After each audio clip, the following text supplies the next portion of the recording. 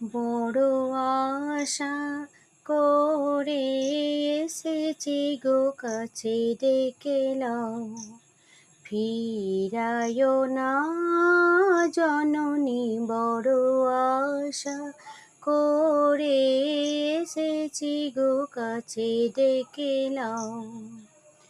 দিনহীনে কেহ চাহি না, তুমি তারে রাখিবে জানি গো।